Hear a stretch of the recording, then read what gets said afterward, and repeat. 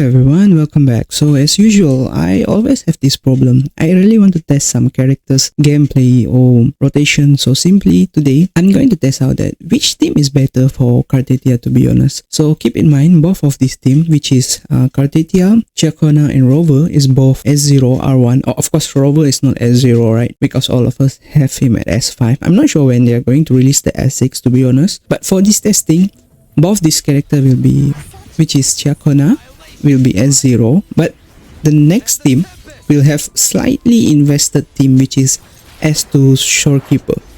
So Shorekeeper is a support, as you all know, and the S2 does give extra bonus to her buffing capabilities.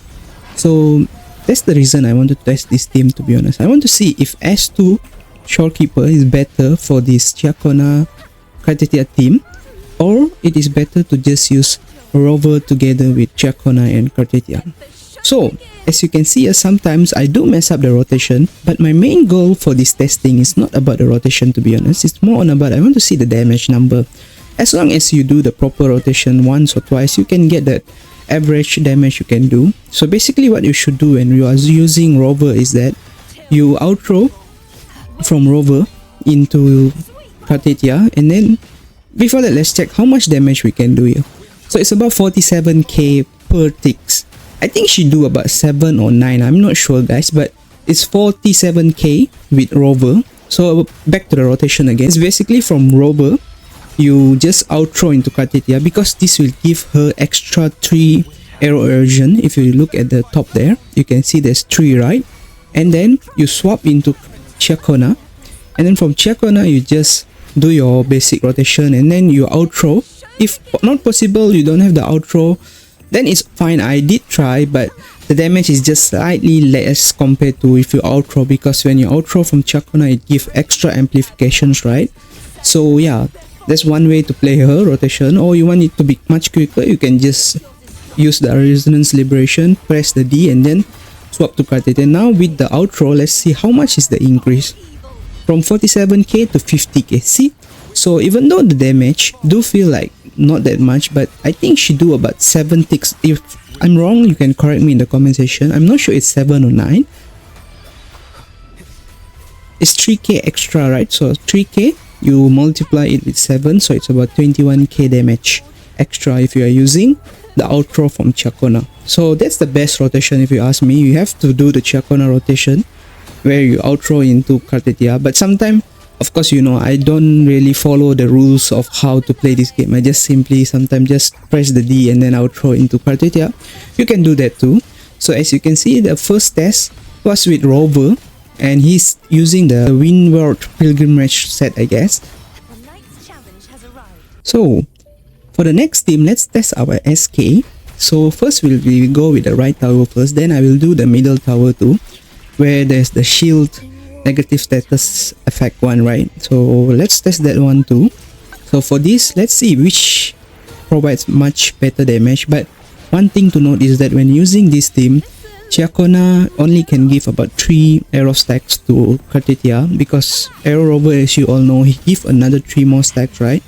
So normally you will have 6, but in this fight you will only have 3. But remember, my Shorekeeper is S2, so she give extra 40% attack. And of course, as you all know, she increased the crit rate and crit damage, right? So let's see. That's what I want to compare today. I want to know what's the difference. So as you can see, it's 36k.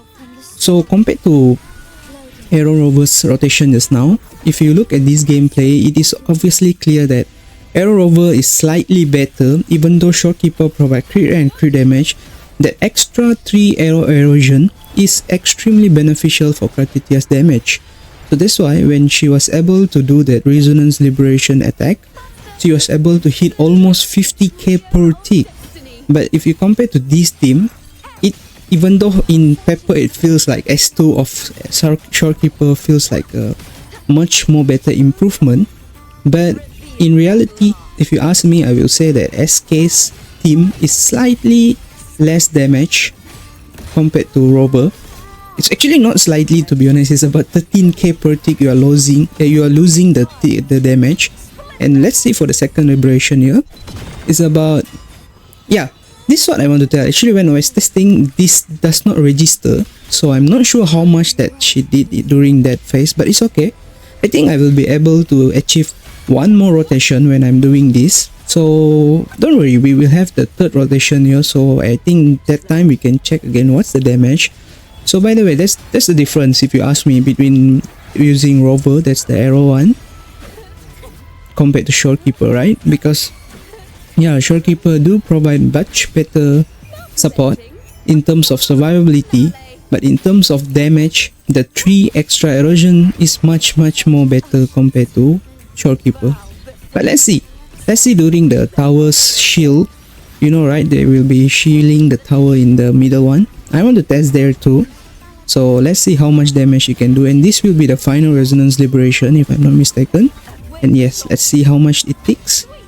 It takes for about 37k, so she cannot reach the 50k damage. So as usual, the Rover team is much better. Now let's look at the middle shield tower. As you know, this tower, they do give arrow erosion extra damage, right? And then they did reduce the resistance, which is they reduced by 10% for this tower for arrow and spectral. That previous video that I did, I said they increased, right? So I'm sorry for that. Actually, they did decrease the arrow and spectral.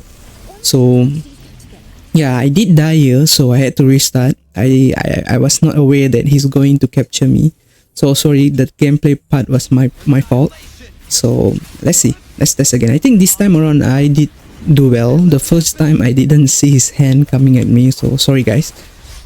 It's skill issue on my side.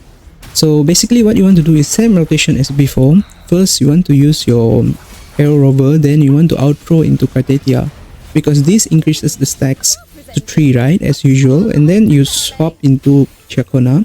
As you can see here, at this point I did not have a full forte, so I was not able to outthrow into Cartethyia, but I still just press the D and then just use a resonance liberation, so the damage might be a bit lower compared to when I outthrow after this. Of course, as I said before, my rotation sometimes do feel a bit awkward to most of the skilled player in this game, but I do know that the damage here should be a bit lesser. Let's see how much she do. She do around 62k. Okay, so this is without the outro buff from Chacona. I was not aware of the forte just now, but the second rotation I think I do have the outro, so that time it should do more damage compared to what we did, which is 62k, right? But I don't think so. So far, if I have tested, I did not reach 70k. Maybe it could be around 65 to 66k. So let's see this time around. So now I got the outro buff. After I press D, then I outro into Cartethyia, right? Then with Cartethyia, simply you use your 3 swords and then your resonance liberation. Here I got hit by the electro beams, but it's okay. Cartethyia is quite tanky with 51k HP, it's quite strong. So here you just have to build your resonance liberation, and let's see how much nuke we can do. This is with the extra boost, to be honest. So let's see what's the damage here. It's around 62k. So basically, with or without outro, I do not feel that much of a difference, to be honest. At first I thought it would be around 68k or 70k, but as you can see here, the first rotation I did not do any outro with Chacona, and then the second one I did with the outro. But still the damage should be higher, right? Because based on the description on Chacona's outro, it says 100% damage amplification.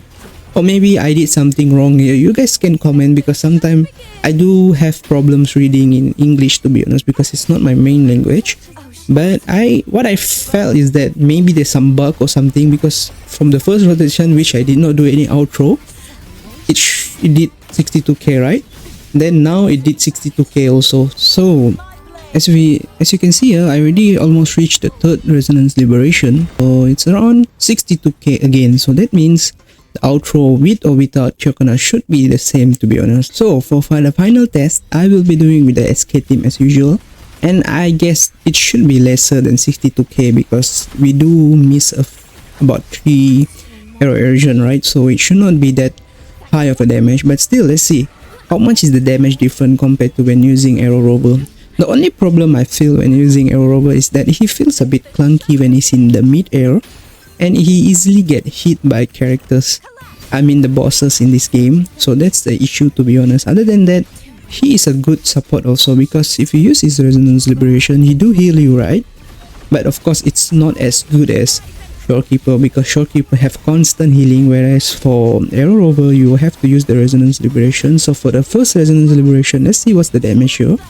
It's around, I guess, yeah, it's 54k. So if you see here, the damage difference is about 8k, if I'm not mistaken. It's around 8k damage difference, right? So it shouldn't be that big of a problem if you don't have Arrow Rover.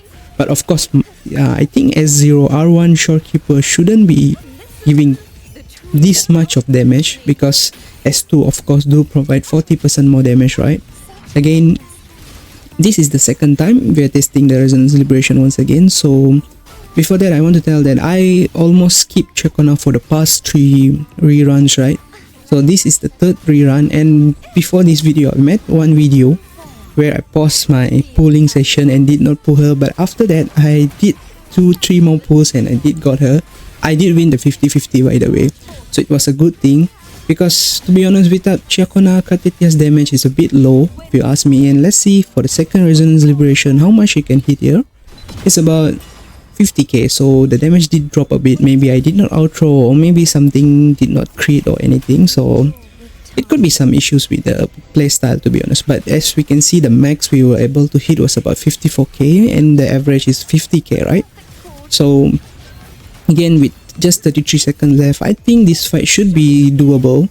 And one more thing is that my Chakona do not have a signature weapon. I can pull her signature weapon if I want to, but the problem is I'm saving for Emias, because as you all know, I do pull for Sentinel Resonators, right? And as you can see, it was 3 minutes 23 seconds, so it was quite easy. So this is the echo sets that I use for my Arrow Rover. Of course, most people don't use Emerald of Genesis, but I do use Emerald of Genesis for my Rover. And for this, I just slapped into Windward Pilgrimage. I think because it gives extra 10% crit rate and 30% arrow damage bonus, right? So why not? So this is the echo sets for my Rover. Whereas for my Cartethyia, this is a stats, to be honest, 51k HP. And I do have a signature weapon which gives 72% of HP, to be honest. That's quite a lot. And then just use the 44111. The 111, make sure it's HP, and make sure all of them have crit damage. Of course, you need to be a bit lucky with it, right? But I guess this one I could improve a bit if I can get a crit rate. But in my opinion, I do feel that I'm not gonna tune her anymore. She is fine, to be honest. It's just that Chakona was the only missing piece in my team, to be honest. Without Chakona, it was terrible. I was suffering a lot with the Chakona, and I do feel that you can pull. For Chakona, I just built high energy region and a bit of crit damage, because Chakona herself do have damage. And then for static miss is the best one if you don't want to pull for a signature weapon, right? And then for her set, I just used 43311, and I used Gust of Valkyrie because it gives extra arrow erosion bonus. So I guess most of you are using this set too, right? So for the stat, I do always apply 1 HP to my sub DPS, because HP sometimes is really important if you ask me. I do have skill issues, so that's why I like to build slightly more HP. And then for this, it's variation, because I do not have the signature weapons. But she's S2, so that cancels it out if I'm not mistaken. Because the signature weapon do give her boost, right, for the attack. And as you can see here, it gives a 40% attack. So this is all the team that I use for the testing today, guys. And thanks for watching.